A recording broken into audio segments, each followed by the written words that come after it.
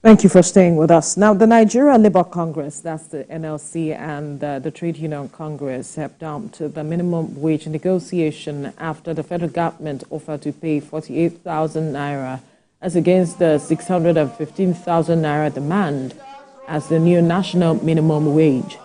The dissatisfied labour leaders summoned an emergency press conference where they vented their displeasure with the offer, describing it as an insult to the sensibilities of Nigerian workers.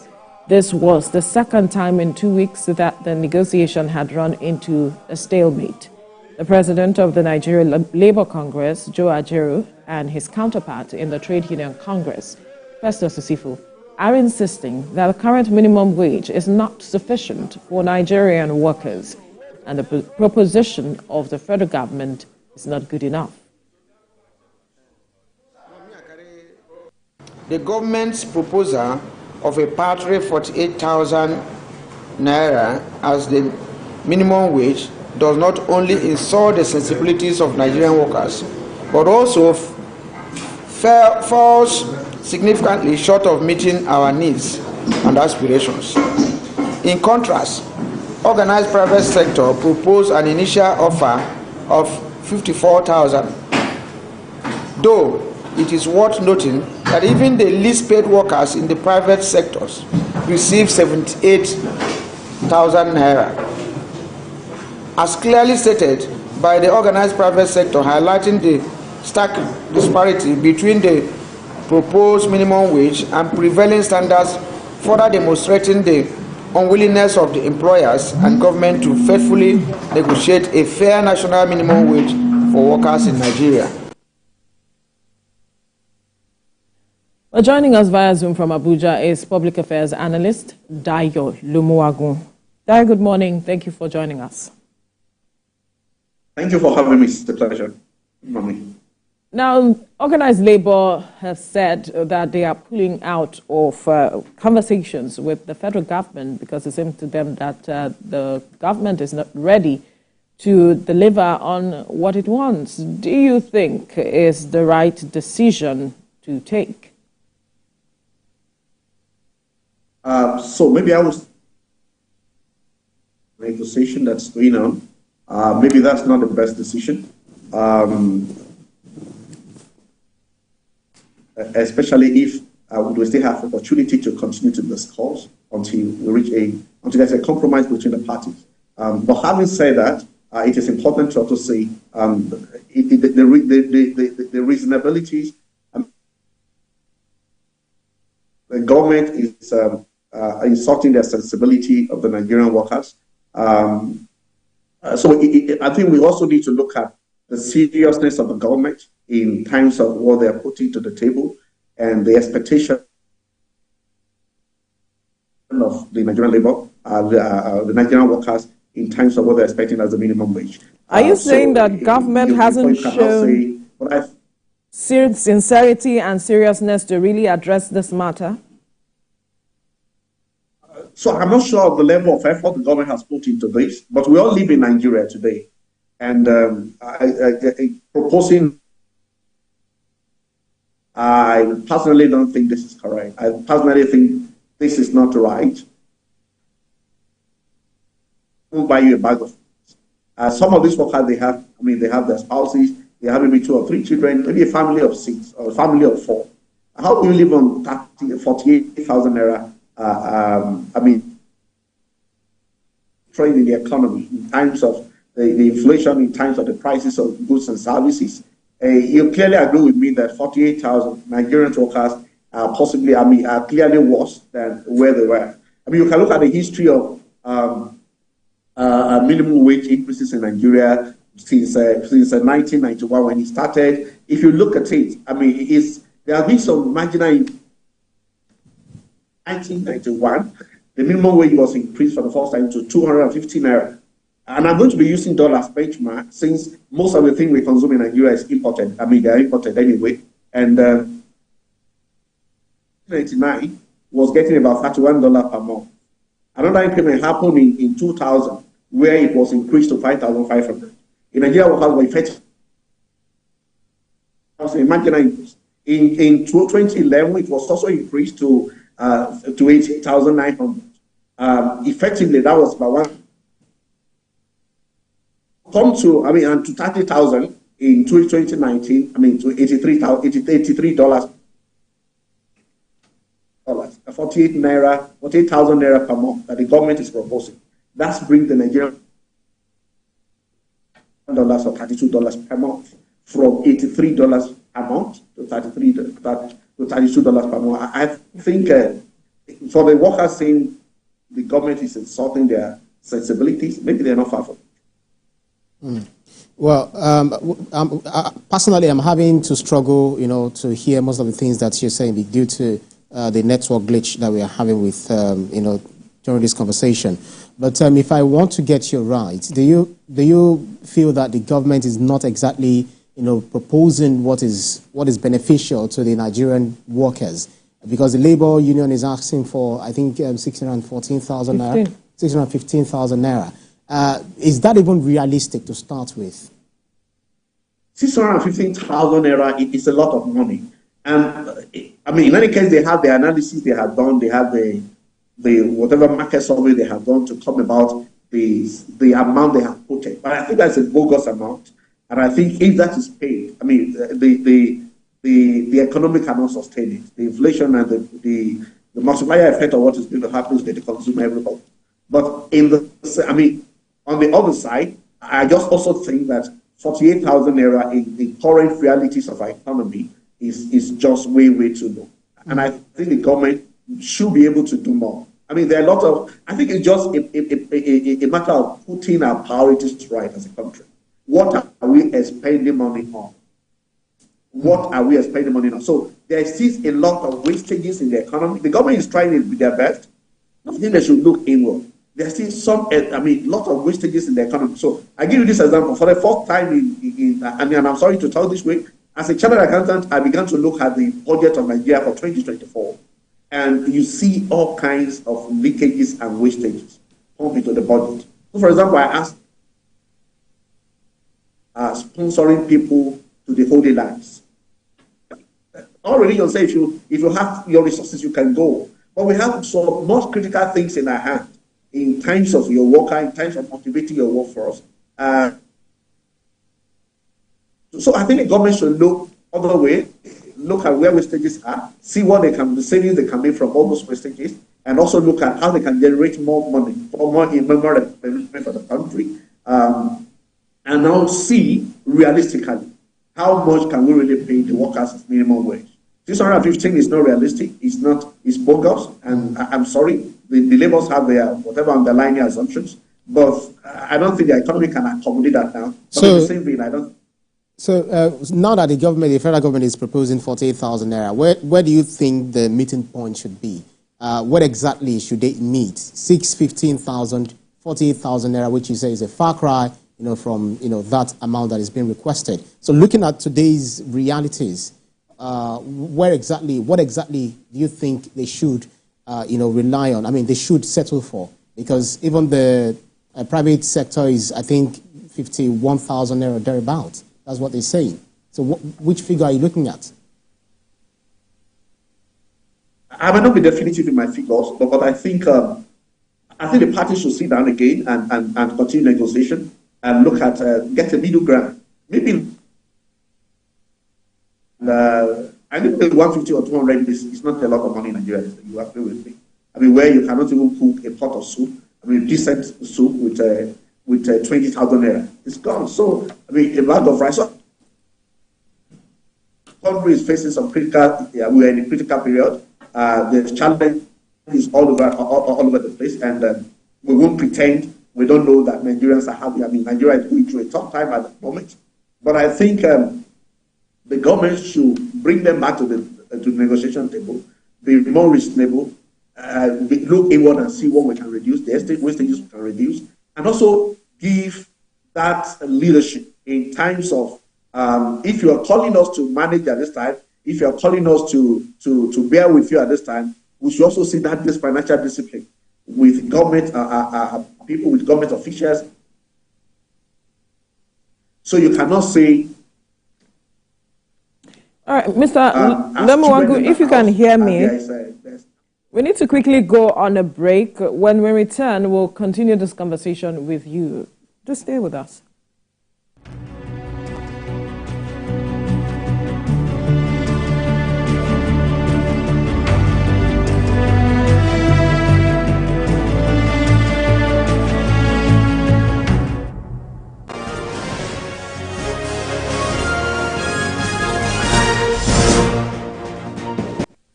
Planet, our home, threatened by man's activities with fears of mass extinction on the rise. On Green Angle, we examine the issues that affect our environment, seek solutions to put us on track to secure and restore a cleaner and greener world for generations to come.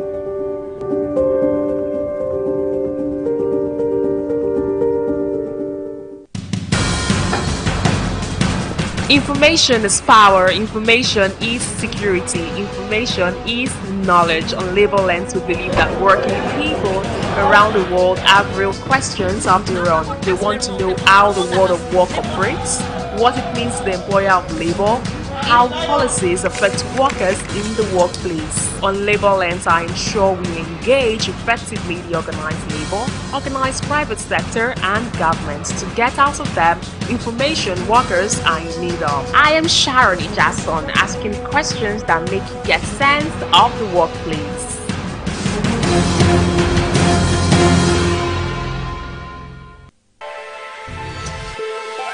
Every weekday on Business Nigeria, we uncover the secrets of the financial world, breaking down intricate economic and financial matters. We analyze the stock market, shares, bonds, and the thrilling world of cryptocurrencies. We unveil and analyze complex policies of the CBN and other government parastatals as they affect your everyday life, keeping you a step ahead every time.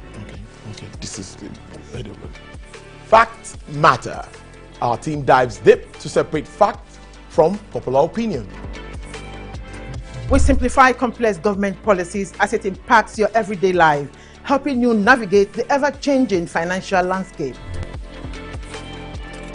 Watch Business Nigeria every weekday at 2 p.m.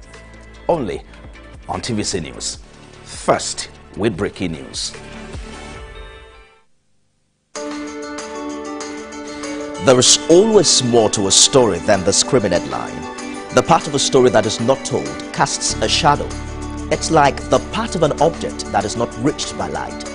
On TVC News, I'm able to explore the many angles there are to a story, talking to stakeholders, asking the difficult questions, and digging for facts. I believe the viewers are able to make a better decision if they're well informed and understand not just a part, but the complete story. TVC News, first with breaking news.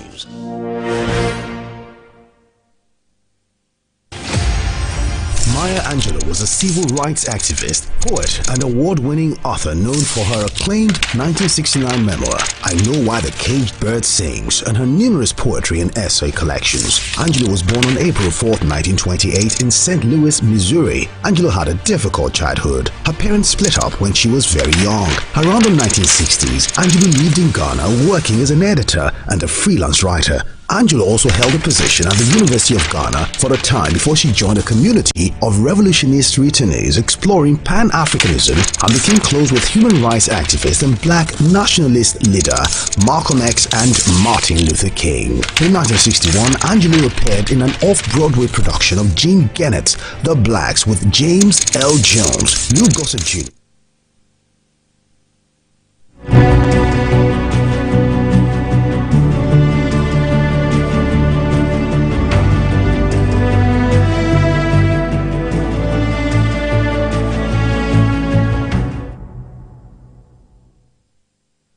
Thank you for staying with us. Before we went on the break, we were talking about minimum wage, labor pulling out from the conversations with the government with regards to an agreed amount. Government is proposing 48,000 naira. Labor is saying 615,000 naira. And they are saying that government is not showing the necessary seriousness to really address this and decided to pull out of that conversation. Even the government is saying they should return to the negotiating table.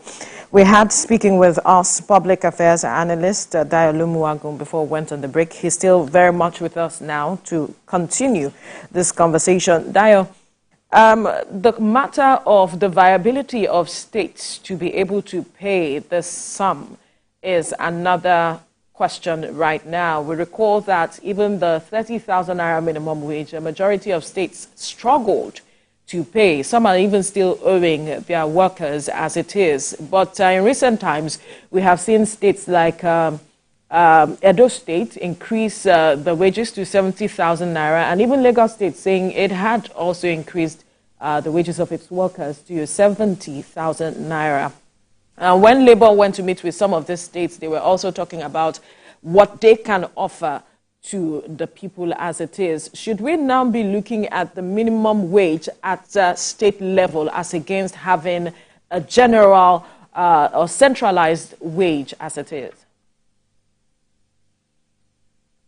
So I think looking at it, I mean, using a centralized wage or minimum wage, or looking at it from the state level is it is something that has to be deliberated, discussed, and agreed by parties. But again, it boils down to the sincerity of our leaders, whether in the national government or the state government. It is the sincerity of our leaders, because you go to some of the states.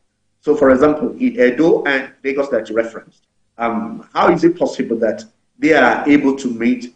I mean, they have increased to 70,000, and they have their paying and all of that. How are they going to? How are they footing those bills?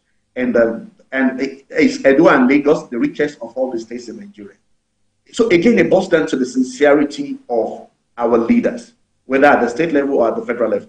And this is what I say. So even if you go to some of those states, you will discover that worker has not been employed for several years. Go whether it's teachers or whatever, you see that most workers have not, I mean, there's no regular recruitment. The people are retiring and they're leaving the workforce, and there's no replacement. And is it that the allocation they get every month continue to dwindle, that it cannot sustain again? Or are we spending on the wrong things? And what is the cost? What is the money for value for the things we spend money on? What value do we get? So I think it's just about getting things right. Leadership in terms of what is government expected to really do for the people. Is government, like some people think, is just to rob the masses? I mean, where you conduct election and you look the people dry. Is that what government is all about? Or to actually should be a balance of understanding. There should be a balance of some of these assumptions. But has Labour itself engaged these states as they should, especially those who have not necessarily met up to their responsibilities? So, I mean, you see, again, maybe neither here. You go for state to engage government, and it's a democracy. You need to engage. Again, you go to some of those states, and the question will be how ready are some of these governments to. The way the Nigerian system is designed today, you agree with me that governors are practically emperors in their state. They do what they want to do, and not necessarily what the people want. So yes, there should be consultation. There should be a compromise, but it's all been boiled to what people have seen government to be in Nigeria, especially our politicians and our leaders, what they have seen the people to be, and what they're ready to negotiate for the people, give to the people. Right. We'll have to leave the conversation. Right. We'll have to leave this conversation here now. Public Affairs Analyst Dayo Lumuwagun, thank you so much for your time on the program. One point he was making before we had to wrap up the conversation is the matter of looking into the Constitution, especially with regards to resource control. how it's supposed to be in the federating or in a federation as it is. The federating units are supposed to contribute to the center as it is. But because most of these states do not have control over their resources, the monies they make, it's not something they are controlling, and all of it, they cannot foot certain bills from the conversations we've had with some persons right here. And so perhaps we need to begin to rethink. That's why some have called for true federalism, looking at our constitution again, if we're talking about having that kind of democracy where the people really thrive. Others will still want to argue against, because they will say in Nigeria, what makes Nigeria is not, not just states, but it's what they contribute to the federal, government, and in turn, the federal government shares, across the states. Because if you say, okay, this is our oil, we have to, control it, we have to use it to our own benefit, then what about other states? They have resources. There is no state in this country that does not have a resource. No, I'm saying that some will bring up the argument. So they will now say, they would say that, okay, so we don't have as much as you have, because yours is much more like a mainstay. So we just have to, share it. But then I feel it's all about the ingenuity of the government and the governors. Well, the person at the apogee that talk about the president and the governors. The governors, there are so many other, low-hanging fruits that they can also, tap from to make their states, real viable. But then we still must change the constitution. Very good that the president had written to, the state. I mean, the governors. Okay. Not just state policing, but for local governments, for autonomy. For INEC to conduct, elections for these local governments and all of that. So we really need to look at these things, from the prism of the grassroots. How do you reach down to them? How does this resource that we generate, or this the revenues that we generate, trickle down to the person and not just the labor? Because if they say, okay, we are going to pay higher, then does that mean we'll have to reduce the labor force? We have to reduce the hand that we have in the labor force. I think that cutting the cost of governance is also very important. Very huge, yeah. We need to also look at that. Where are we putting? We need to put our money where our mouth is. What are we investing in as it is? It's very, very important. I believe that